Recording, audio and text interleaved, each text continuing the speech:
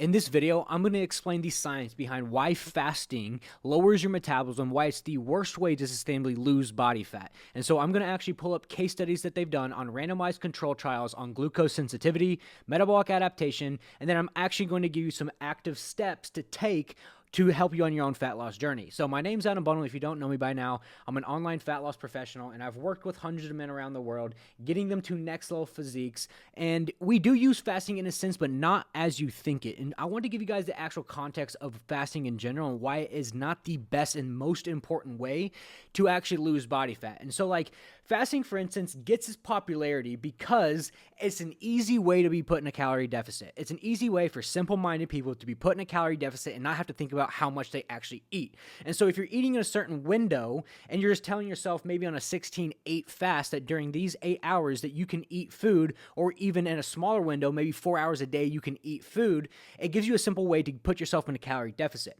Where a lot of people go wrong is they don't actually track the amount of calories that they're actually consuming, and so it doesn't really matter if they eat in that 4-hour window or if they eat in an 8 to 16-hour window. It doesn't really matter because at the end of the day, you can't run from the law of thermodynamics, which is calories in versus calories out, right? And so if you're eating 2,000 calories in a 4-hour window or 2,000 calories through a 16-hour window, it doesn't necessarily matter, but it is a comfortability mechanism. And it's an easy way for simple-minded people to put themselves in a calorie deficit. If you're wanting to get to a next level physique like all of my clients do, there's certain aspects of protein, carbs, and fats that you need within your diet to improve glucose sensitivity, but also maintain your actual metabolism. So yes, I teach fasting with my clients, but not in the sense that you think. I teach it more as a comfortability mechanism. So if clients come to me and they are hungry, right, and they're more hungry at night, but they're not hungry in the morning, what I'll tell them is okay, then let's shift some of our food to that back end of the day. Let's maybe not eat till noon and then save the food from where we are the most hungry. It allows us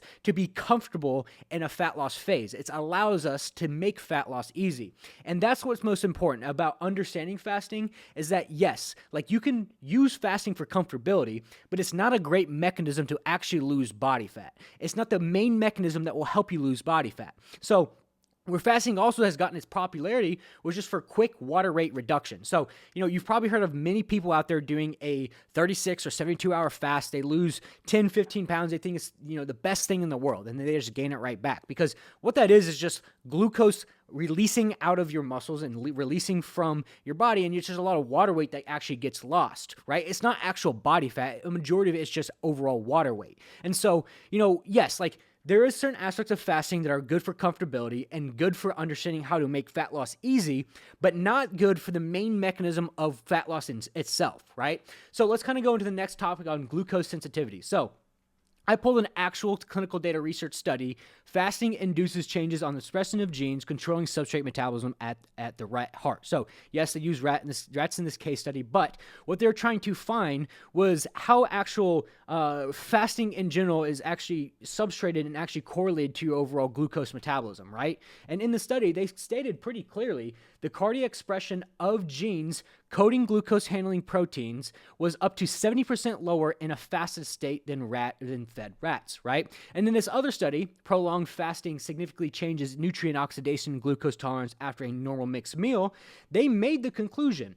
In conclusion, prolonged fasting resulted in significant decrease in carbohydrate oxidation and an increase in fat oxidation. After a normal mixed meal in healthy men, this was associated with significant decrease in glucose tolerance because circulating fatty free acids were greatly elevated at all times due to the prolonged fast. So what they were actually testing in this study was glucose sensitivity from a fasted state. So in a fasted state, yes, your body will start to optimize for burning more fat. And that's just because without glucose, without carbohydrates as a main fuel source of energy, it's going to actually substrate in the form of something else. And so this is also one where carnivore has gotten its popularity is because people think, okay, if I just eat meat, my body will primarily optimize for burning body fat. Well, obviously, if you're only eating meat and fat is the only thing for the body to actually burn as energy, Yes, it's going to optimize for fat, but scientifically, fat stores more fat. So yes, when you are in a glucose fasted state, you are predominantly burning more fat, but you're also eating-wise storing more fat. So relatively, that's where carnivores got its popularity,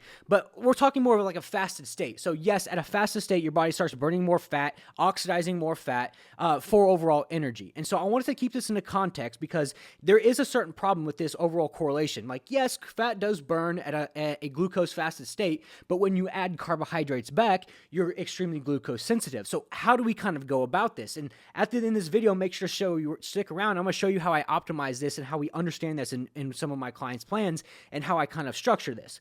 But moving on to like overall metabolic adaptation. So I specialize in metabolic priming, which is a process of metabolism manipulation with correct macronutrients and optimizing people's metabolism for the advantage of losing body fat, right? So in this case study, they stated that caloric restriction led to a 266 decrease in calories being burned, right? So you burn 266 less calories, and I believe this is over a 2 to 3 week period.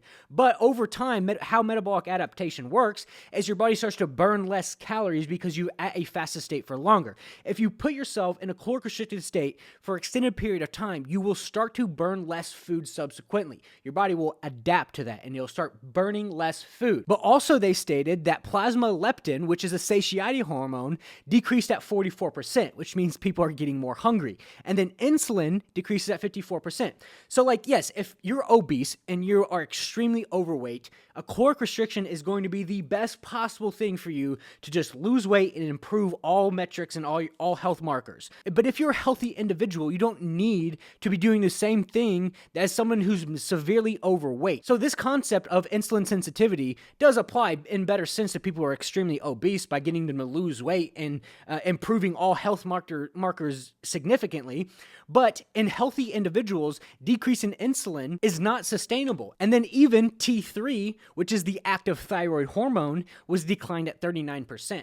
And so these are the metabolic adaptations that your body actually go through at a prolonged fasted caloric restricted state. And it's important to know this because people out there right now, probably listening to this video, have probably been under 2,000 calories for 3, 4, 5, 2 years. Over time, just stuck in the same plateau, but they don't realize that over time, the body has adapted to that. And so what do we do? Like, how do we fix that? Because there's only one road out of it. You can't go lower in calories because you're working against your body. You have to actually gain these calories up and increase all the things that have gone wrong when you decrease those calories and when you went through metabolic adaptation.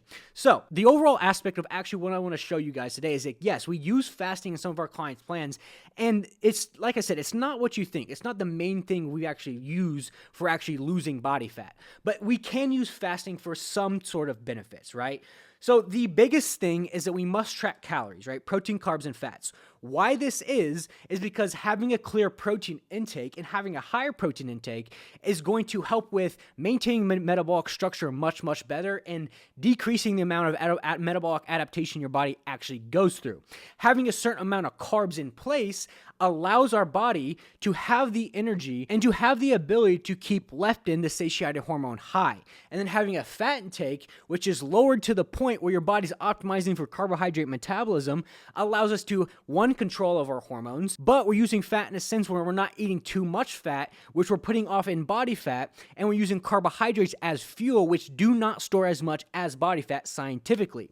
So yes, so for fasting, we can use a comfort eating window, but when you understand fasting and kind of all the data research I just showed you at a fasted state, when your body actually utilizes more fat, and even glucose sensitivity within the second article, how we actually use this in our clients' plans is that at a fasted state, you are able to oxidize more body fat. That's because when you're at a glucose fasted state, your body's going to release triglycerides in the fat mobilization process to be used as energy and later been oxidized. So we can use fasting in a smart sense. So what this looks like in my clients' plans is that when we do cardio, I put them at a fasted cardio state, which is typically first thing in the morning or right after their workout, which they're going to be the most glucose fasted.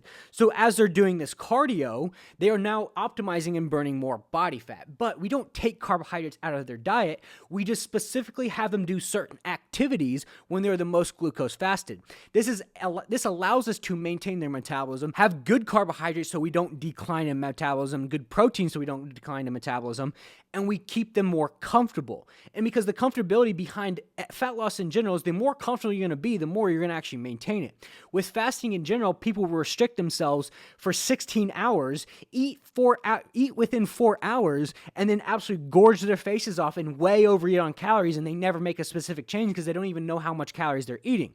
So with fasting, you have to know how much calories you're eating. You have to have certain specific windows in place that you're getting sufficient carbohydrates and protein, so you know that you're maintaining metabolic structure and maintaining glucose sensitivity, but you can use it for a comfortability mechanism and understanding when to do certain activities so you can optimize fat loss. And this is exactly how we use it in each and every single one of our clients' plans to get them as lean as we do. And I would say that, we are pretty good at getting guys lean. And like I said, this is the exact same process I've used with all of these clients, but understanding these mechanisms is where people go wrong.